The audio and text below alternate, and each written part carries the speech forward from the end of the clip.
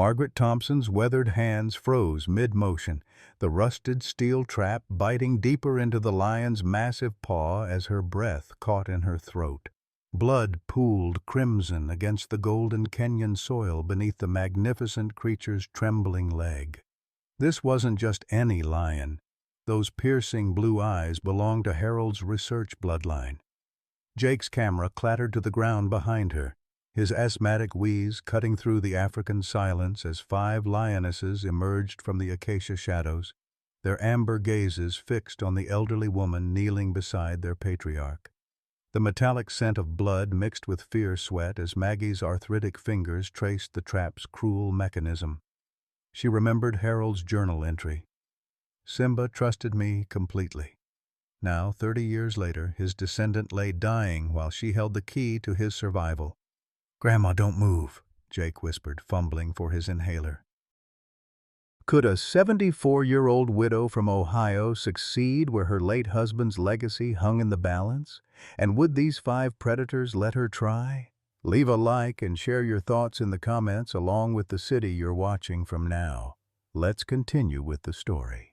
3 days earlier, Margaret Thompson had stood in her empty kitchen in Dayton, Ohio, clutching Harold's worn leather journal against her chest like a lifeline. The foreclosure notice lay crumpled on the granite countertop, the same counter where they'd shared morning coffee for 47 years. At 74, she was about to lose everything: the house, the memories, the last tangible pieces of Harold's presence. "I can't afford this trip, Harold," she whispered to his photograph on the windowsill, her voice cracking with 3 years of accumulated grief. But the alternative, sitting alone in some cramped apartment, waiting to die, felt infinitely worse. She'd liquidated her retirement account, cashed in Harold's life insurance, even sold her wedding china. $89,000, every penny she had left in the world, all for this final pilgrimage to the place where Harold's heart had truly lived. Jake found her there at dawn, red-eyed and resolute, her ancient suitcase packed with Harold's field clothes and veterinary supplies.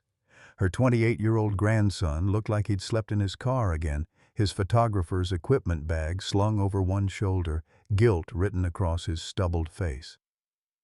"Grandma, you know I can't actually afford this, right?" Jake's voice carried the weight of $47,000 in student loans and a basement apartment in her soon-to-be former house.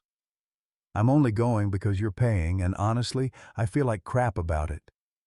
Maggie studied her grandson, Harold's eyes in a younger face, the same stubborn cowlick that refused to lay flat.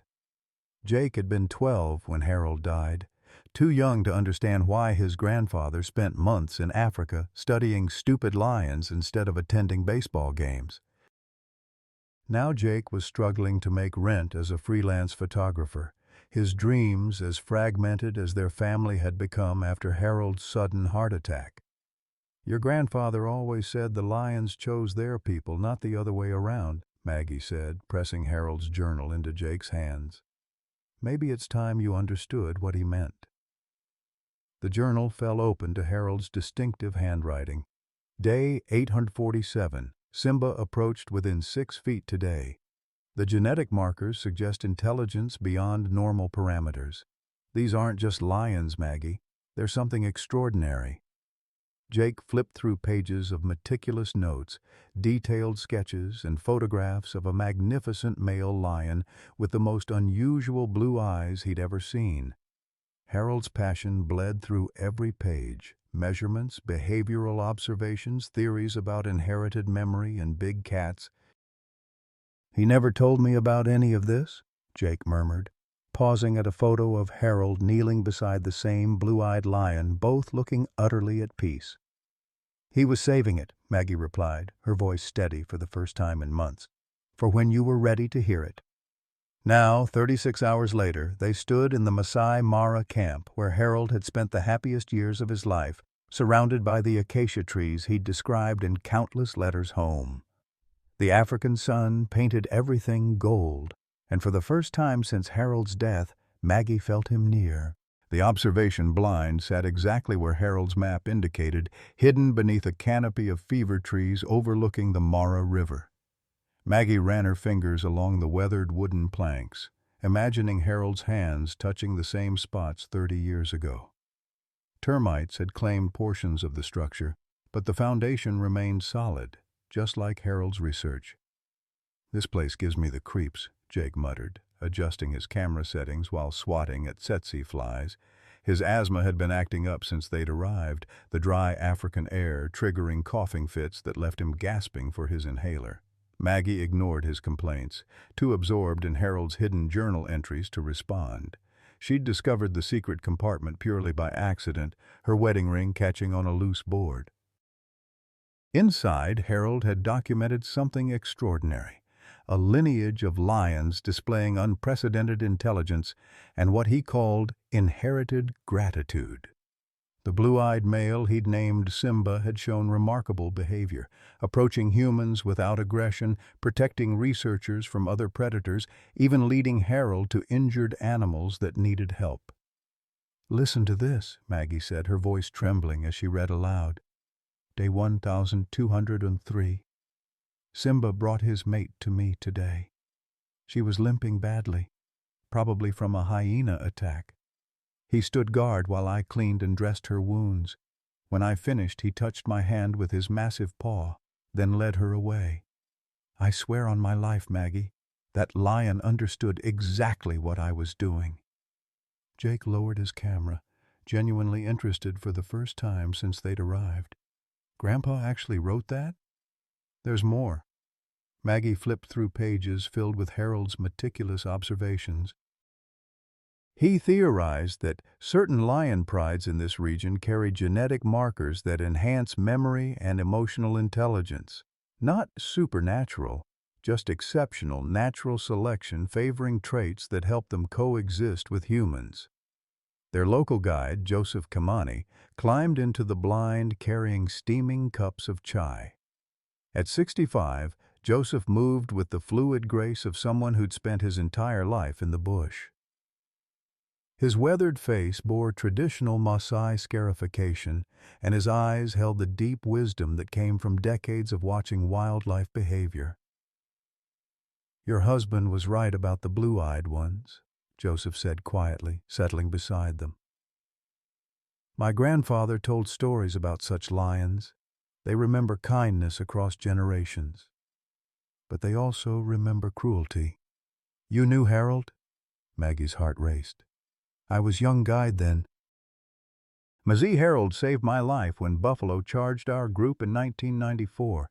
He stayed calm, used veterinary knowledge to treat my wounds." Joseph rolled up his sleeve, revealing 3 parallel scars across his forearm. "I named my first son Harold in his honor."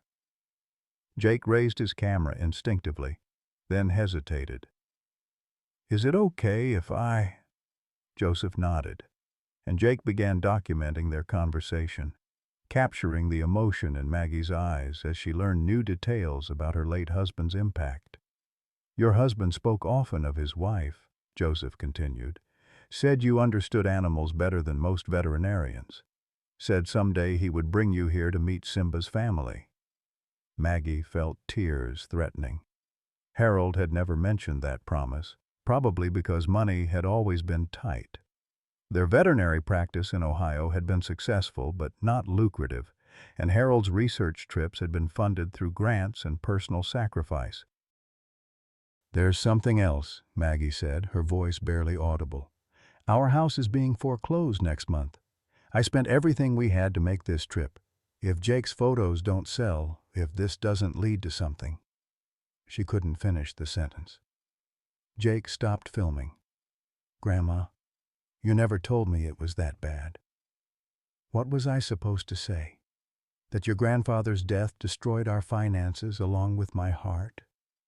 That I've been pretending to be okay while everything fell apart?" The words tumbled out, 3 years of suppressed anguish finally finding voice. "I came here because I needed to understand what was so important, that Harold risked everything for it. I needed to feel close to him one last time before I lose everything that connected us." Joseph's radio crackled to life.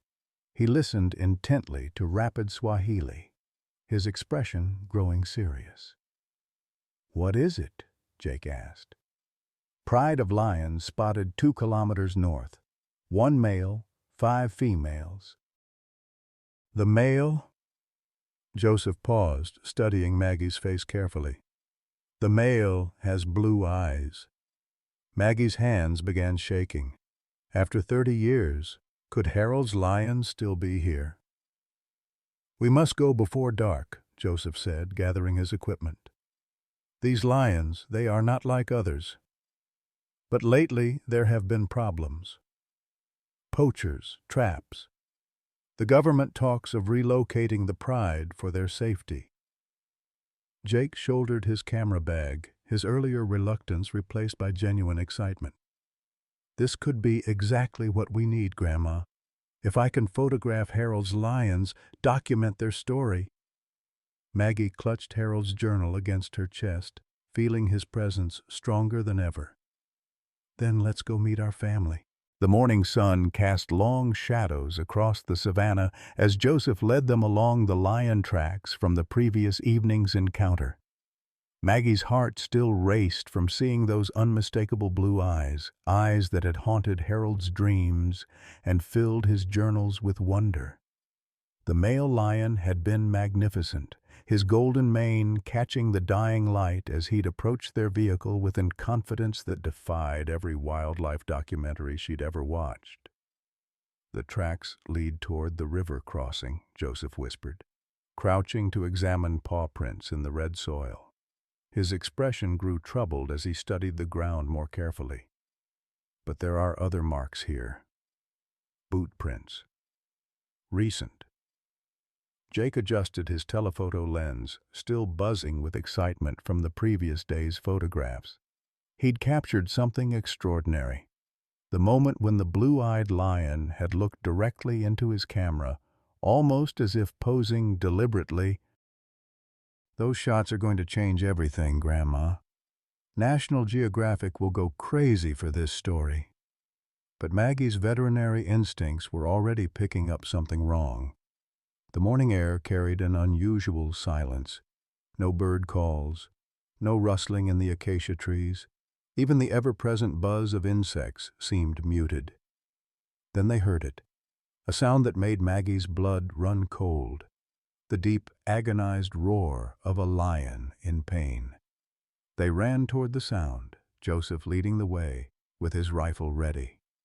What they found in a small clearing beside a dried riverbed stopped them in their tracks.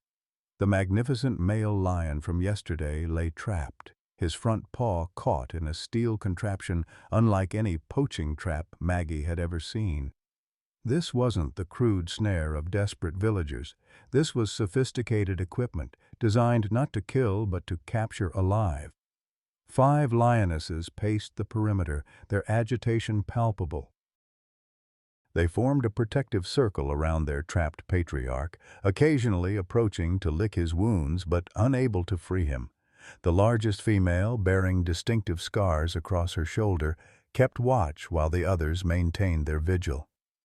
"Oh God," Jake breathed, his camera forgotten as he witnessed the lion's suffering. Blood had pooled beneath the trap, and the male's breathing was labored, his magnificent blue eyes dulled with pain and exhaustion. "This is professional equipment," Joseph said grimly, examining the trap from a safe distance. "GPS tracking device, titanium steel, very expensive. This is not local poachers." A rustling in the bushes made them all freeze. A tall, weathered man emerged from the scrub, his khaki clothing marking him as another researcher or guide. But Maggie noticed the tension in Joseph's posture, the way his hand moved toward his rifle. "I wouldn't get too close if I were you," the stranger said, his accent distinctly American despite years in Africa. "Those lionesses are extremely protective right now." "Who are you?" Joseph demanded.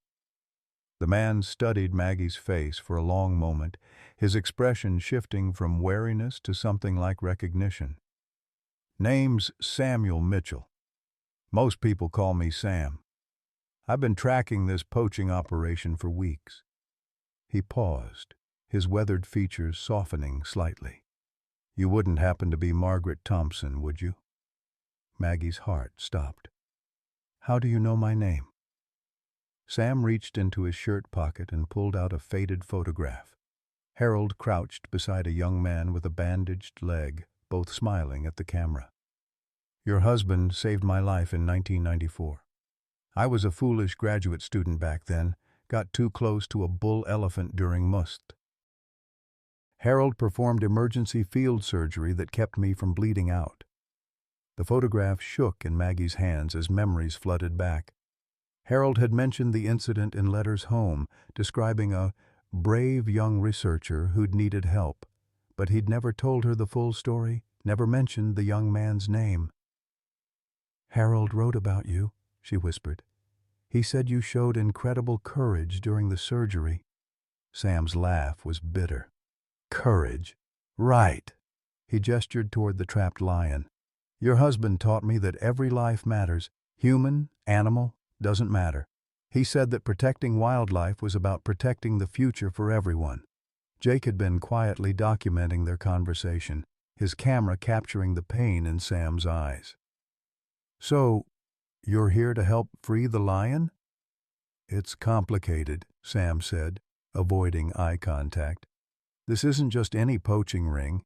These people are connected to international wildlife trafficking worth millions of dollars. They specifically target lions with unusual characteristics: blue eyes, exceptional size, intelligence." "Then we need to contact the authorities," Maggie said firmly, her veterinary training kicking in as she assessed the lion's condition. "This animal needs immediate medical attention." Sam's expression darkened. "The authorities can't help with this one, Mrs. Thompson. These traffickers have connections everywhere. Government officials, park rangers, even some conservation organizations." He paused, his voice dropping to barely above a whisper. "They know I'm here. They know you're here. And they won't hesitate to eliminate witnesses." "What are you talking about?" Jake's voice cracked with fear. "I've been feeding them information for 8 months, Sam confessed, the words tumbling out like a dam bursting. "Locations of rare animals, research schedules, tourist movements. They pay well for inside knowledge." Joseph raised his rifle, his face twisted with disgust. "You're one of them." "No." Sam's anguish was genuine. "You don't understand. My son, my 8-year-old son, is dying. Heart condition. The surgery costs $85,000, and insurance won't cover it because we're not American residents anymore. The traffickers offered exactly that amount for information about blue-eyed lions." Maggie felt the world tilt around her. "Your son lives in Nairobi with my ex-wife. She took him when the medical bills started piling up, when I couldn't provide for his treatment." Sam's voice broke. "I've become everything Harold fought against, but I can't watch my child die when I have the power to save him." The trapped lion let out another agonized roar, the sound cutting through their conversation like a blade. The 5 lionesses became increasingly agitated, their protective circle tightening. "How long does he have?" Maggie asked, her veterinary instincts overriding everything else. Sam checked his watch. "The GPS tracker will alert them if the trap isn't moved within 2 hours. They'll come with tranquilizer guns and transport cages." He looked directly at her. "Your husband once told me that sometimes you have to choose between saving one life and saving many. I never understood what he meant until now." Jake's asthma began acting up, the stress and dust triggering a coughing fit that left him gasping for his inhaler. As he fumbled with the medication, Maggie made her decision. "I'm going to free that lion," she announced, pulling Harold's emergency veterinary kit from her backpack. "Harold would never forgive me if I let one of his lions die in a trap." "Mrs. Thompson, please," Sam begged. You don't understand the danger. These people will kill you." Maggie looked at the magnificent creature suffering before them, then at the photograph of her late husband helping a young Sam. "Then I guess we'd better work fast."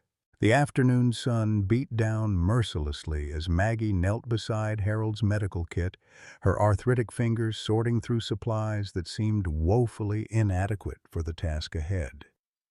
The trapped lion's breathing had grown more labored, and she could see infection beginning to set in around the cruel metal jaws that held his massive paw captive. Jake's camera clicked steadily as he documented every moment, his earlier asthma attack under control but his hands still trembling. "Grandma, are you absolutely sure about this? Those lionesses look ready to tear us apart." "They're protecting their family," Maggie replied, her voice carrying the same calm authority she'd used with frightened animals throughout her veterinary career. "Just like Harold taught me, respect their space, move slowly, and let them see your intentions." Sam paced nervously behind them, his radio crackling with intermittent chatter in Swahili. "Mrs. Thompson, you need to understand something. This isn't just about one lion anymore. The trafficking ring I've been feeding information to, they're planning something much bigger. A mass capture operation targeting the entire Masai Mara population of blue-eyed lions." The revelation hit Maggie like a physical blow. "How many are there?" "According to my research, only 14 individuals carry the genetic trait. This male and his 5 females represent nearly half the total population." Sam's voice cracked with guilt. "I've been helping them locate every single one." Joseph, who had been maintaining watch from the tree line, suddenly hissed a warning. Vehicles approaching from the east. 3 land cruisers moving fast. Through her mounting despair, Maggie heard Harold's voice as clearly as if he were standing beside her, reciting the veterinary oath they'd both sworn 40 years ago. First, do no harm. But how could she save the lion without endangering everyone else? The trapped male seemed to sense her presence, his magnificent blue eyes focusing on her face with an intelligence that took her breath away. For a moment, she was transported back to Harold's letters, his descriptions of Simba's father displaying the same trusting gaze. "The trap mechanism," she said suddenly, studying the sophisticated device. "It's designed to prevent self-amputation, but there's a manual release. Sam, I need you to help me." "I can't." Sam's anguish was palpable. "The traffickers, they'll know I helped you. My son—" "Your son," Maggie interrupted, her voice gentle but firm. "What would you want him to think of his father? That you saved him by destroying everything Harold fought for, or that you found another way?" Jake's photographs from the previous day had revealed something extraordinary. Not just the blue-eyed lions, but documentation of their unique behavior, their obvious intelligence, their genetic significance. "National Geographic," he said suddenly.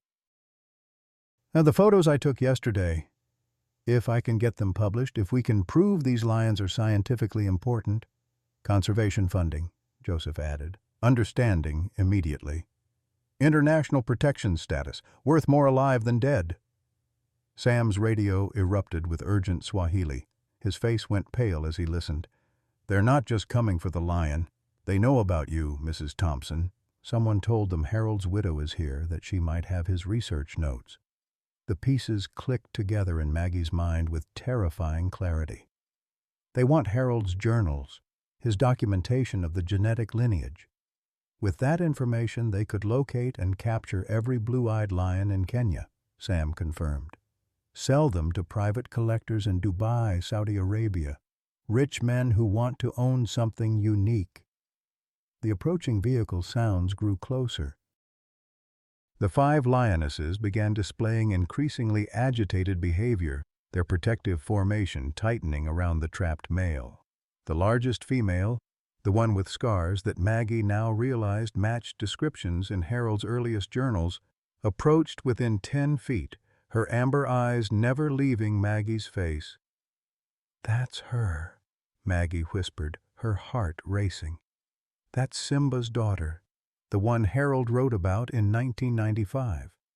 Jake's camera captured the moment as the scarred lioness performed an extraordinary behavior, lowering her massive head in what could only be described as a greeting, the same gesture Harold had documented 30 years ago.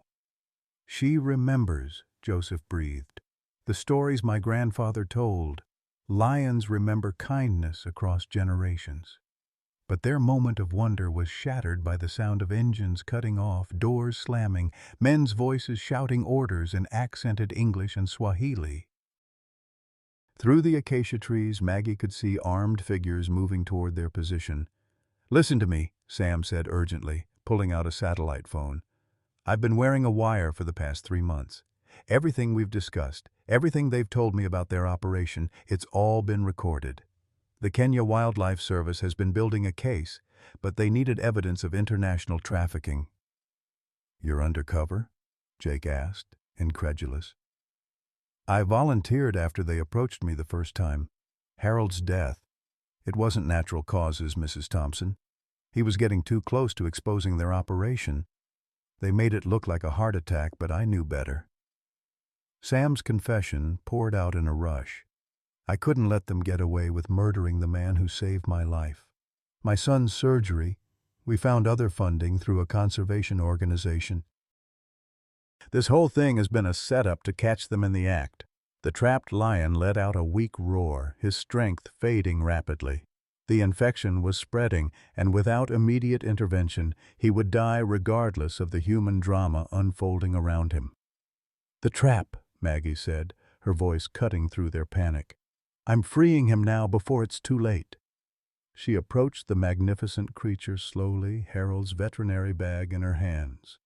The 5 lionesses watched her every movement, but they didn't retreat. Instead, they seemed to form a protective corridor, allowing her access to their injured patriarch.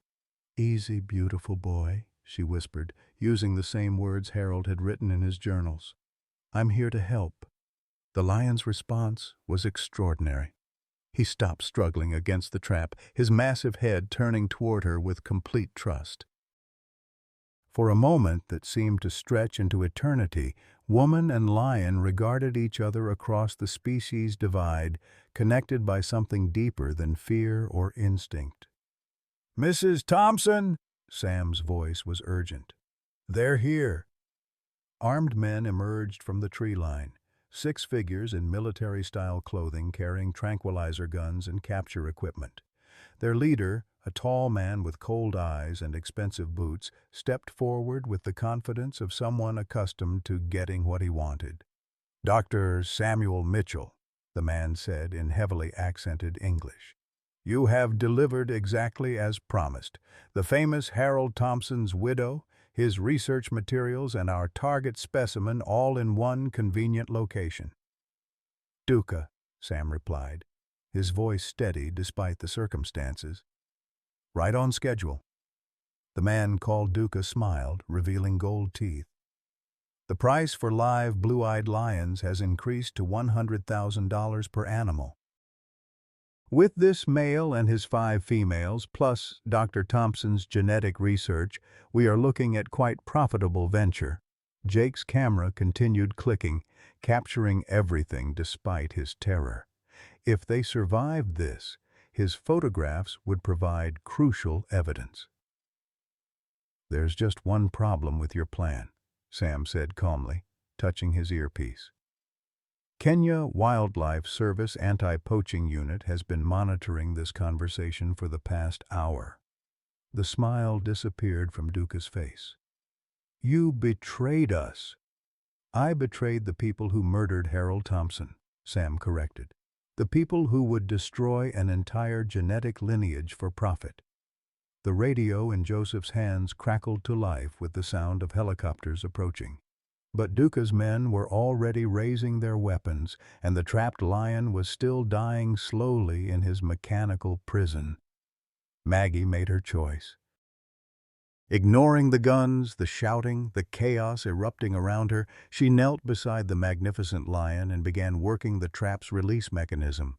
Her hands, steadied by 40 years of veterinary practice, found the manual override Harold had taught her to recognize in mechanical devices.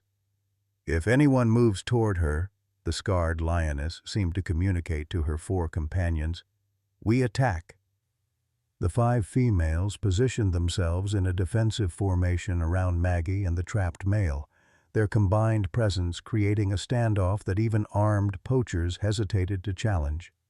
In that moment, as helicopters thundered overhead and men shouted threats in multiple languages, Maggie felt Harold's presence stronger than ever. His voice echoed in her memory. Sometimes, Maggie, you have to trust that love is stronger than fear. The trap released with a metallic click that seemed to echo across the savannah. The metallic click of the trap's release was immediately drowned by chaos erupting from every direction. The freed lion roared, not in pain this time, but in fury and power, as he struggled to his feet despite his injured paw. The 5 lionesses responded instantly, their protective formation transforming into an offensive line that made even Duca's armed men step backward. "Take the shot!" Duca screamed at his subordinates. But the tranquilizer guns wavered as the men found themselves facing 6 angry lions and the approaching thunder of Kenya Wildlife Service helicopters. Maggie remained kneeling beside the magnificent male, her hands already working to clean his wounds with supplies from Harold's medical kit. Blood soaked through her khaki shirt, but she ignored everything except the immediate need to prevent infection in the deep puncture wounds. "Grandma, get away from there!" Jake shouted, his camera forgotten as he watched his grandmother calmly bandaging a lion's paw while gunfire erupted around them. His asthma kicked in again, panic combining with African dust to send him gasping for his inhaler. The first helicopter touched down 50 yards away, disgorging armed rangers in Kenya Wildlife Service uniforms.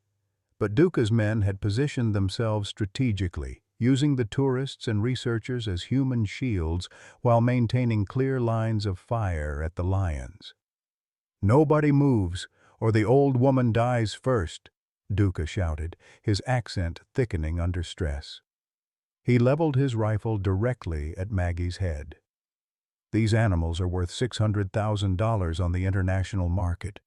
Nobody interferes with that kind of money." Sam stepped forward, his hands raised but his voice steady. "It's over, Duca. Everything you've said in the past hour has been recorded and transmitted to Interpol. Your entire trafficking network is being rolled up as we speak." "You think I care about network?" Duca's laugh was harsh.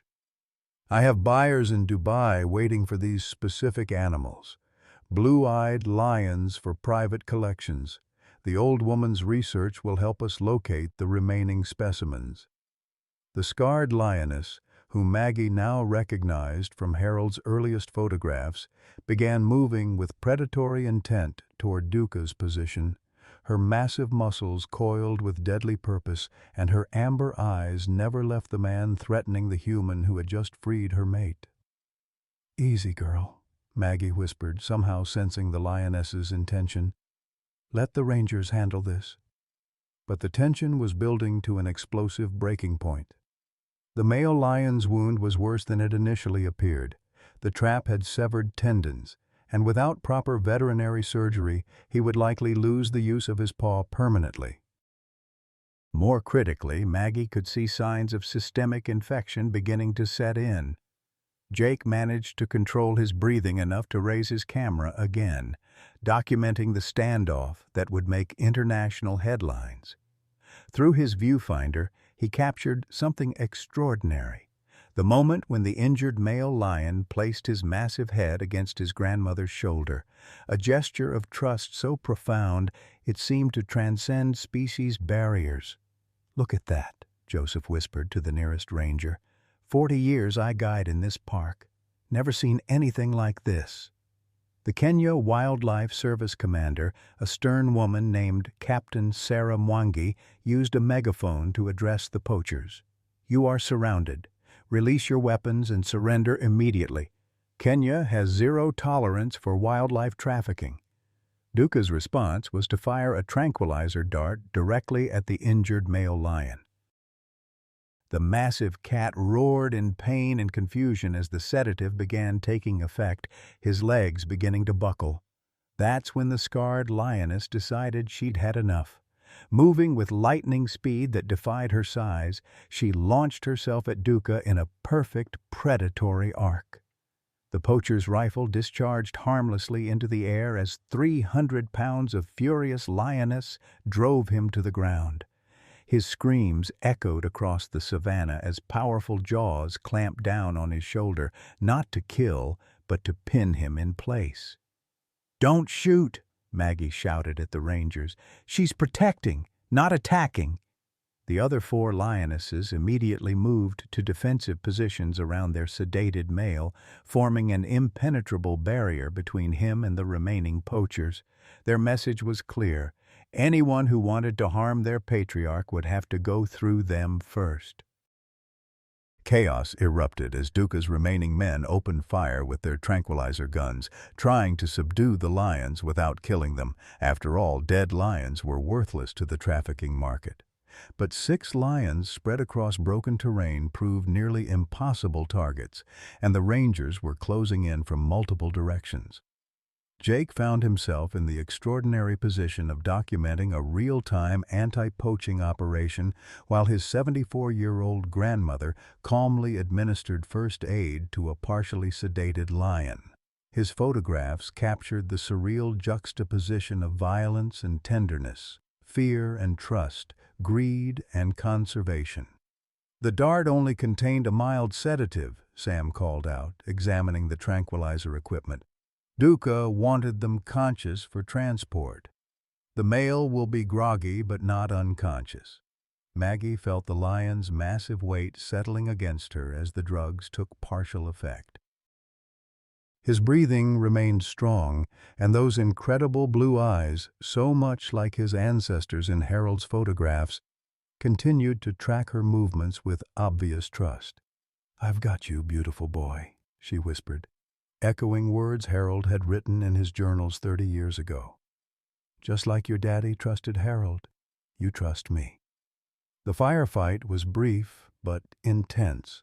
Rangers with superior training and positioning quickly overwhelmed the poachers, though not before one of Duca's men managed to dart 2 of the lionesses.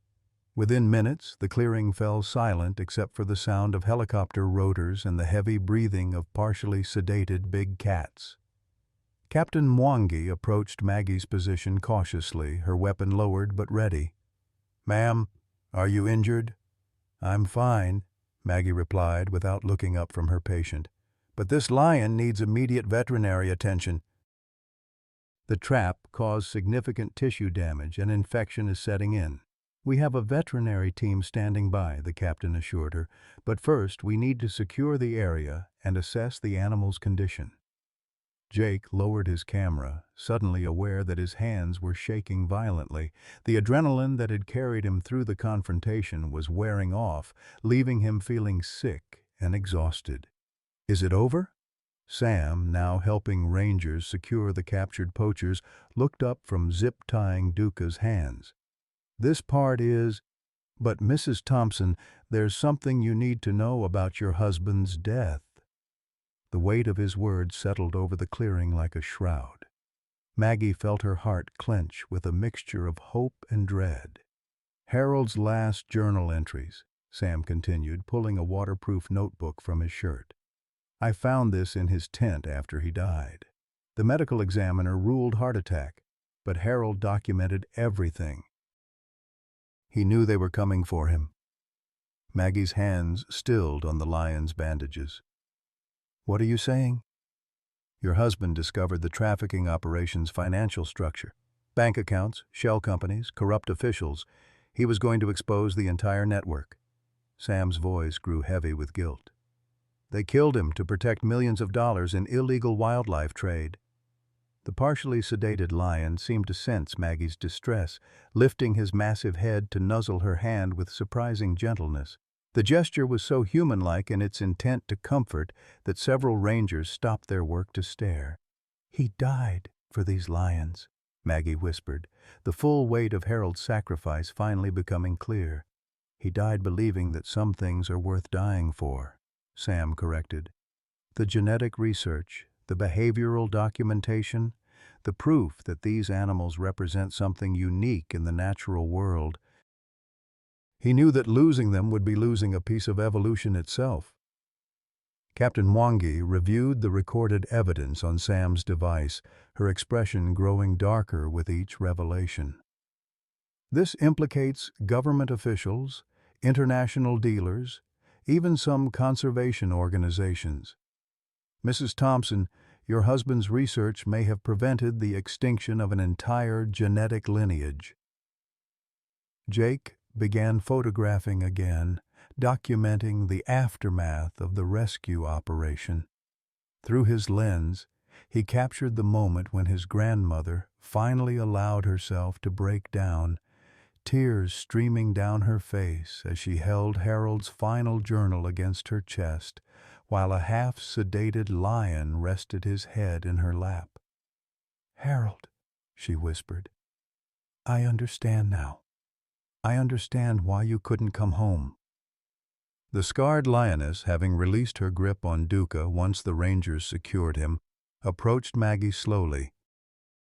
In a gesture that would become the most famous wildlife photograph of the decade, the massive predator gently touched her nose to Maggie's tear-stained cheek, a cross-species expression of gratitude and recognition that left everyone present speechless.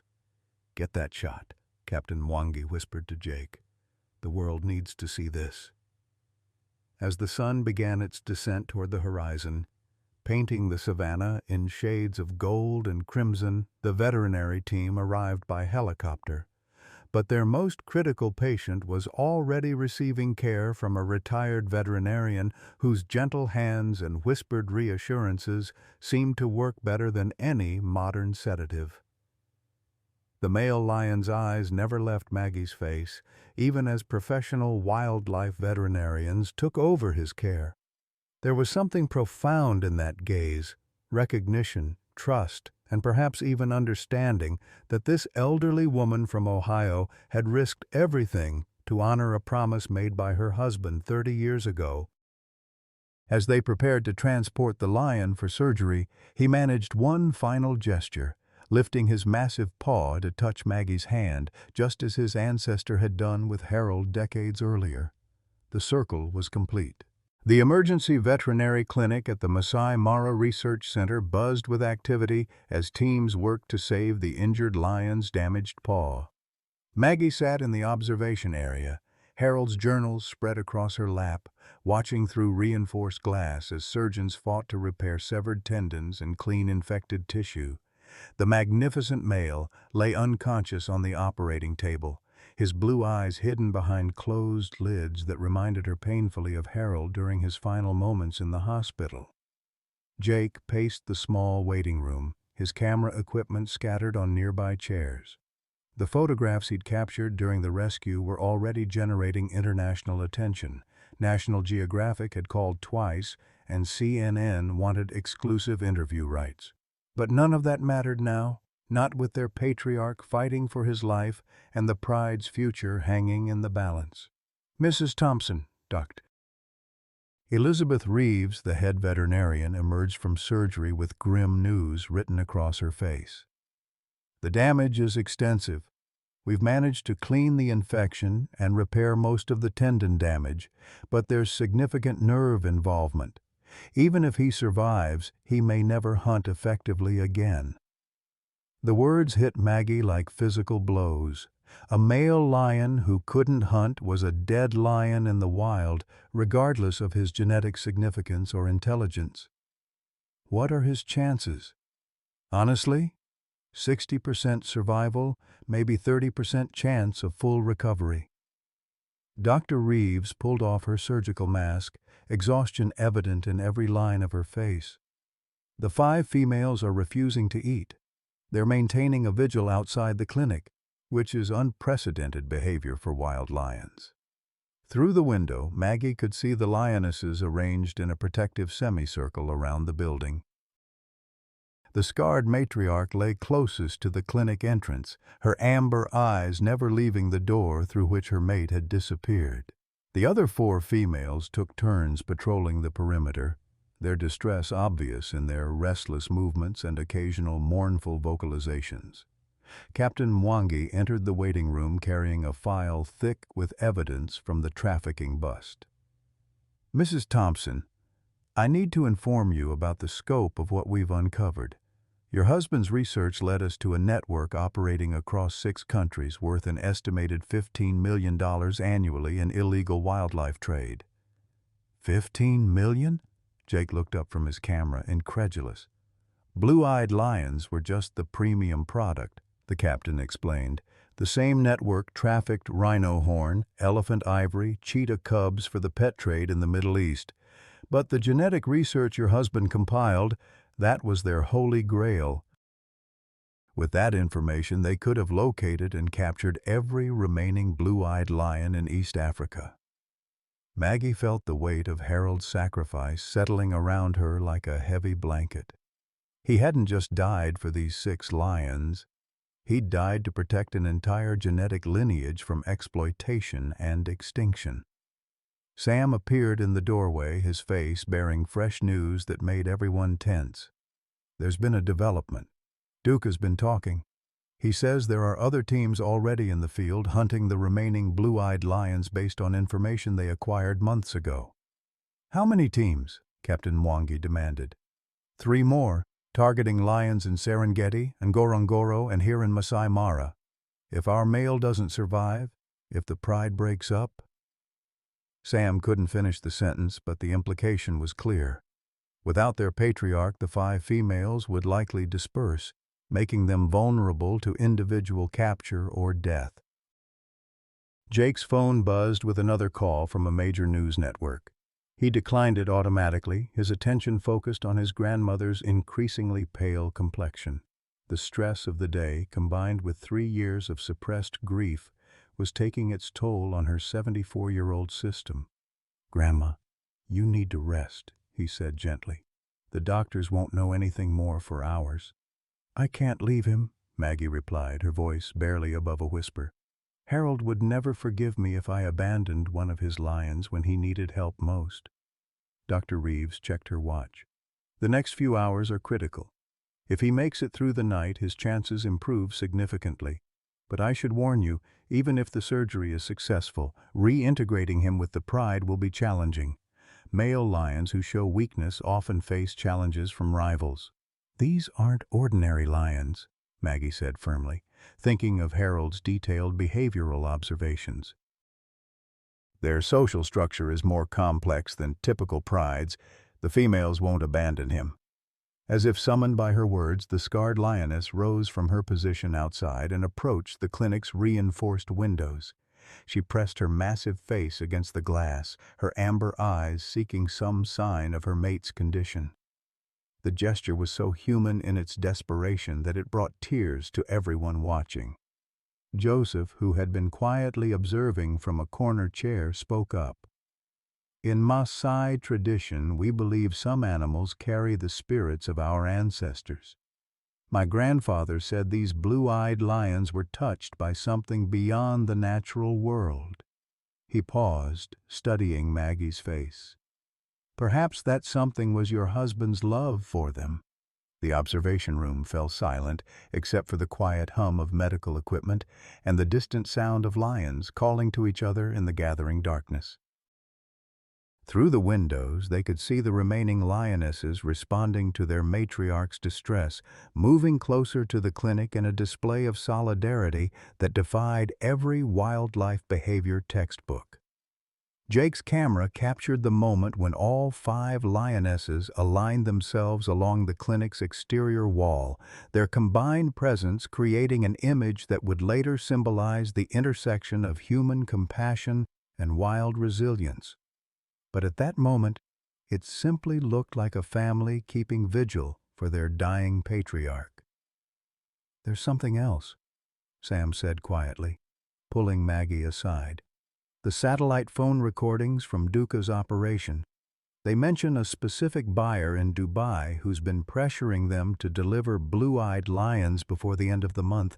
He's threatening to cancel the entire contract and find another supplier, which means the other teams are going to accelerate their timeline. Instead of careful capture operations, they might resort to killing adult lions and taking only the cubs. Easier to transport, easier to train for captivity. The words sent ice through Maggie's veins. Cubs separated from their mothers at too young an age rarely survived, and those that did often developed severe behavioral problems that made them unsuitable even for the illegal pet trade. Dr. Reeves emerged from another check on her patient, her expression marginally more hopeful.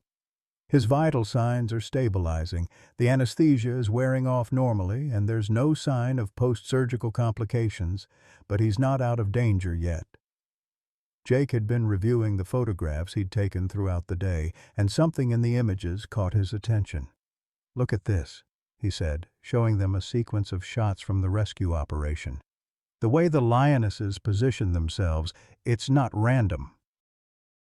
They're using military-style defensive formation." Captain Mwangi studied the photographs with professional interest. "That's impossible. Lions don't have military training." "But Harold did," Maggie said suddenly, pieces clicking together in her mind. "He was Army medic before becoming a veterinarian. His journals mention teaching the original Simba to respond to hand signals, basic commands for safety during research." Sam nodded slowly. Behavioral inheritance. If intelligence and memory can be passed genetically, why not learned behaviors? These lions have been watching humans for 3 generations, learning our patterns, our tactics. The implications were staggering. They weren't just dealing with unusually intelligent lions. They were facing animals that had been inadvertently trained in human behavioral patterns across multiple generations.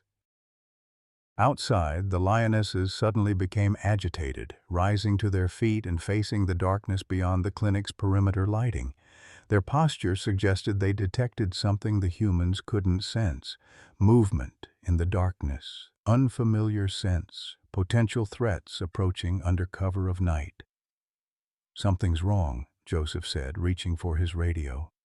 "Lions know when danger comes before we do." As if summoned by his words, the emergency radio crackled to life with urgent reports from ranger stations across the reserve. 3 unidentified vehicles had been spotted moving toward the research center, their headlights extinguished and their occupants armed with sophisticated equipment.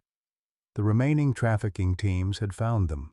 The emergency lights bathed the research center in harsh red illumination as rangers scrambled to defensive positions around the veterinary clinic. Through the reinforced windows, Maggie watched the 5 lionesses transform from grieving family members into a coordinated defensive unit. Their earlier agitation now focused into deadly purpose as they detected the approaching threat. 3 vehicles, approximately 12 armed individuals. Captain Mwangi reported into her radio, her voice calm despite the gravity of the situation. "They're using night vision equipment and sound suppressors. This is a professional military-style operation." Jake's hands shook as he checked his camera equipment, torn between documenting what might be their final moments and helping defend his grandmother. "Why can't they just leave us alone? The lion might not even survive surgery." "Because it's not about this lion anymore," Sam explained grimly, scanning the darkness through tactical binoculars. "Your photographs, Mrs. Thompson's presence here, the evidence we've gathered, we've become witnesses to a $15 million operation. Dead witnesses can't testify." Dr. Reeves emerged from the surgical suite, her scrubs blood-stained and her face etched with exhaustion. "I need to know our situation. My patient is conscious but heavily sedated. Moving him now could kill him, but staying here could get us all killed," Maggie finished, the harsh reality settling over her like a shroud. She thought of Harold, wondered if he'd faced similar impossible choices in his final days. How long before he can be moved safely? Minimum 6 hours for basic stability, 12 hours for anything approaching safety, the veterinarian replied. And that's assuming no complications. The radio crackled with updates from perimeter scouts. The approaching vehicles had stopped just beyond visual range, their occupants apparently studying the research center's defenses and planning their assault. But they hadn't anticipated the additional security element provided by 5 highly agitated lionesses who clearly viewed the clinic as territory to be defended. "This is unprecedented," Joseph whispered, watching the lionesses through night vision scopes. "They're maintaining formation like trained soldiers. The scarred female is clearly the tactical leader, positioning the others to cover all approaches to the building." Maggie found herself thinking of Harold's detailed behavioral notes, his theories about inherited intelligence and learned behaviors passed through generations. "He wrote about this," she said suddenly, pulling out Harold's journal and flipping to a specific entry. Day 1847. Simba's pride demonstrates coordinated defensive behavior when protecting cubs. Formation suggests tactical thinking beyond normal predatory instincts. "You're saying these lions have been trained for combat?" Captain Mwangi asked incredulously. "Not trained, evolved," Sam corrected, understanding dawning in his voice. 3 generations of living alongside humans, watching our behavior, learning our patterns. They've adapted to survive in a world where humans are both protectors and threats. The first assault came without warning. Tranquilizer darts began hitting the clinic's walls, fired from suppressed weapons by invisible attackers. The intent was clear: neutralize the human defenders first, then capture the lions alive for transport. But the attackers had underestimated their 4-legged opposition. The scarred lioness let out a roar that seemed to shake the very foundations of the clinic, a sound that carried both fury and tactical communication. Immediately, the 5 females dispersed into the darkness, using cover and concealment techniques that would have impressed military instructors. "They're flanking the attackers," Captain Mwangi observed with professional admiration, tracking the lion's movements through thermal imaging. Classic pincer movement, forcing the humans into a kill zone. Jake's camera clicked steadily as he documented the extraordinary battle unfolding outside. Through his telephoto lens, he captured images that would later redefine scientific understanding of lion intelligence. The moment when the youngest lioness used hand signals learned from watching Harold decades earlier, communicating silently with her sisters to coordinate their assault. Inside the surgical suite, the injured male lion stirred on the operating table, his blue eyes opening with groggy awareness. Dr. Reeves checked his vital signs, amazed to find his heart rate actually stabilizing despite the chaos outside. "It's like he knows his family is fighting for him," she murmured, adjusting his IV drip. "His body is responding to their presence even under sedation." The battle outside intensified as the trafficking team realized they faced opposition far more formidable than expected. Screams echoed through the night as 300-pound predators emerged from shadows to drag armed men into the darkness. These weren't mindless animal attacks, they were calculated, coordinated strikes designed to neutralize threats while avoiding lethal force. "They're not killing them," Sam observed with amazement. "They're disabling and restraining, like they understand the difference between eliminating threats and committing murder." Maggie felt tears streaming down her face as she watched Harold's theories proven in the most dramatic way possible.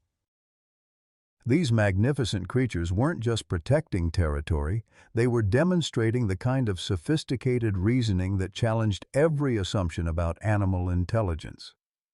But the tide of battle shifted when the trafficking team's leader, a man with military bearing and sophisticated equipment, began using flashbang grenades to disorient the lions. The explosive light and sound sent the lionesses reeling, their sensitive hearing and night vision temporarily compromised. "They're adapting their tactics," Captain Mwangi warned, raising her rifle as armed figures approached the clinic entrance. These aren't ordinary poachers, this is Special Forces-level training. The attack on the clinic came with ruthless efficiency. Smoke grenades created cover, while assault teams breached the building from multiple points. Rangers engaged in fierce firefights throughout the corridors, but the attackers' superior equipment and training began telling. Jake found himself pressed against a wall beside his grandmother, his camera forgotten as bullets shattered windows around them. "Grandma, we need to get to the surgical suite. Maybe we can barricade?" His words were cut off by an explosion that rocked the entire building. The main power grid failed, plunging everything into darkness except for the red emergency lighting that painted everything in hellish shadows. In the sudden silence that followed, they heard something that made everyone freeze. The sound of the injured male lion roaring from the surgical suite. Despite his injuries, despite the sedation, he was calling to his pride with a voice that carried both pain and determination. The response was immediate and devastating. All 5 lionesses abandoned their individual battles and converged on the clinic with single-minded purpose. The scarred matriarch led the charge, crashing through a ground-floor window with enough force to shatter reinforced glass. The others followed through the breach, their combined presence filling the corridors with predatory menace. "Fall back! Fall back!" the trafficking team leader screamed into his radio, but his carefully planned operation was disintegrating into chaos as lions moved through the building like avenging spirits. Maggie heard Harold's voice in her memory, reading from his journals about the depth of lion family bonds. "They mate for life, Maggie. When one suffers, they all suffer. When one fights, they all fight." The injured male's roars grew stronger, as if drawing strength from his family's proximity. Dr. Reeves, working by emergency lighting, reported something extraordinary. "His vital signs are improving, heart rate normalizing, blood pressure stabilizing. It's medically impossible, but his body is healing faster with them nearby." The final confrontation came in the clinic's main corridor, where the trafficking team leader found himself face to face with the scarred lioness.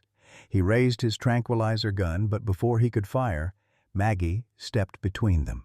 "Stop," she said simply, her voice carrying the authority of someone who had spent 40 years working with dangerous animals. "She's not going to hurt you unless you threaten her family." "Lady, you're insane," the man snarled. But his gun wavered as the massive lioness sat on her haunches, watching him with intelligence that was disturbingly human-like. "My husband studied these lions for 5 years," Maggie continued, stepping closer to the lioness with complete trust. "They understand more than you think. They know the difference between protectors and predators. Right now, you get to choose which one you are." Jake's camera captured the moment when understanding passed between woman and lion, the same connection Harold had documented 30 years earlier. The lioness placed her massive head against Maggie's shoulder, a gesture of trust that seemed to communicate across species barriers. The trafficking team leader's nerve broke. He dropped his weapon and raised his hands in surrender, his team following suit as they found themselves surrounded by rangers and lions working in apparent cooperation. As dawn broke over the Masai Mara, painting the savannah in shades of gold and rose, the crisis reached its resolution. The trafficking operation lay in ruins, its leaders in custody and its network exposed to international law enforcement. The injured male lion rested comfortably in the surgical suite, his family maintaining their vigil nearby. But the victory came with devastating news that changed everything. "Doctor." Reeves approached Maggie with test results that made her face go pale. "Mrs. Thompson, I need to tell you something about your husband's death. The tissue samples we took from the male lion during surgery, they show traces of a rare poison. The same poison the Kenyan authorities found in Harold's blood during the autopsy 3 years ago." The revelation hit Maggie like a physical blow. "You're saying your husband Didn't die of natural causes, Dr. Reeves confirmed. He was murdered, and they tried to kill this lion the same way, probably as a test run for eliminating the entire bloodline. The morning sun filtered through the veterinary clinic's windows as Maggie sat beside the recovering lion, Harold's final journal entry open in her lap. Her hands trembled as she read his last words. "If something happens to me, Maggie, promise you'll finish what I started. These lions represent more than science. They represent hope that love transcends everything, even death." Dr. Reeves had confirmed what Sam suspected all along. The rare poison found in both Harold's blood and the lion's system was a military-grade compound used by international assassination networks. Harold hadn't died of a heart attack. He'd been murdered to prevent him from exposing the trafficking operation that threatened to destroy the blue-eyed lions forever. 3 years, Maggie whispered, tears streaming down her weathered cheeks. 3 years I blamed myself for not recognizing the signs, for not getting him to a doctor sooner. She looked up at Jake, who was documenting her emotional breakdown with the sensitivity of someone who truly understood the story he was telling. He died protecting them, and I never knew. The male lion stirred on his recovery bed, his magnificent blue eyes focusing on Maggie with an awareness that seemed almost supernatural. Despite the sedation, despite his injuries, he seemed to sense her distress. Slowly, carefully, he extended his massive paw toward her hand, the same gesture Harold had described in his journals 30 years ago. "He remembers," Joseph said softly from the doorway. "Not just your husband, but the kindness. It passes through bloodlines like eye color or strength." Captain Mwangi entered carrying a thick file of evidence that would reshape international wildlife law. "Mrs. Thompson, the investigation has uncovered something extraordinary. Your husband's research wasn't just about lion behavior. He documented a genetic mutation that appears in less than 1% of African lions. This bloodline possesses enhanced memory, problem-solving abilities, and social intelligence that borders on human-like cognition." Jake lowered his camera, understanding finally dawning. That's why they wanted to capture them alive. They weren't just exotic pets for rich collectors. They were living laboratories. "Exactly," Sam confirmed, his voice heavy with guilt and anger. The trafficking network had contracts with private research facilities in 3 countries. They planned to breed these lions in captivity, studying their enhanced intelligence while selling their offspring to the highest bidders. The scope of Harold's sacrifice became clear. He hadn't just died to protect 6 lions. He'd died to prevent the exploitation of an evolutionary breakthrough that could revolutionize understanding of animal cognition and consciousness. Outside the clinic, the 5 lionesses maintained their vigil, but their behavior had evolved into something remarkable. They'd begun interacting with the rangers and veterinary staff, displaying the same trust their patriarch showed toward Maggie. The scarred matriarch even allowed Dr. Reeves to treat minor wounds she'd sustained during the night's battle. "It's unprecedented," Dr. Reeves reported to the gathered conservationists and government officials who'd arrived to assess the situation. "Wild lions simply don't behave this way. The level of trust, the apparent understanding of human intentions, it challenges everything we thought we knew about interspecies relationships." Jake's photographs from the past 48 hours were already circulating globally, generating unprecedented interest in lion conservation and wildlife protection. National Geographic had offered him a staff position based solely on the images he'd captured, but more importantly, his documentation provided scientific evidence of the lion's extraordinary abilities. "There's something else," Captain Mwangi announced, addressing Maggie directly. "The international investigation has recovered Harold's stolen research. Everything he documented about the genetic markers, the behavioral inheritance, the evolutionary significance. It's all been preserved." Maggie felt Harold's presence more strongly than ever, as she absorbed the magnitude of what he'd accomplished. His death hadn't been in vain. It had exposed a criminal network while protecting a genetic treasure that could reshape human understanding of animal intelligence. The injured male lion's recovery progressed with remarkable speed. Within hours, he was standing, his repaired paw bearing weight despite the extensive surgical intervention. More amazingly, his interaction with the veterinary staff suggested cognitive abilities that defied traditional animal behavior models. "Watch this," Dr. Reeve said, demonstrating something that would later be published in scientific journals worldwide. She showed the lion a simple puzzle box containing his medication.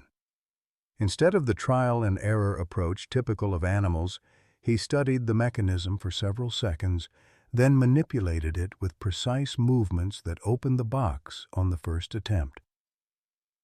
"Harold was right," Maggie breathed, watching the display of intelligence. "They're not just animals. They're beings, conscious, thinking, feeling beings who understand far more than we ever imagined." As the day progressed, a steady stream of conservationists, scientists, and government officials arrived to witness the extraordinary lions and assess the implications of Harold's research. But for Maggie, the most important moment came when the male lion was finally strong enough to rejoin his pride. The reunion took place in a secured outdoor enclosure adjacent to the clinic. The 5 lionesses approached their recovering patriarch with a combination of joy and careful concern, their greeting rituals displaying emotional depth that moved everyone present to tears. Jake captured the moment when the scarred matriarch gently licked her mate's bandaged paw, then looked directly at Maggie with what could only be described as gratitude. The gesture transcended species barriers, communicating a level of understanding that challenged fundamental assumptions about animal consciousness. "This changes everything," announced Dr. Patricia Williams, a renowned animal behaviorist from Oxford University who'd flown in specifically to study the lions.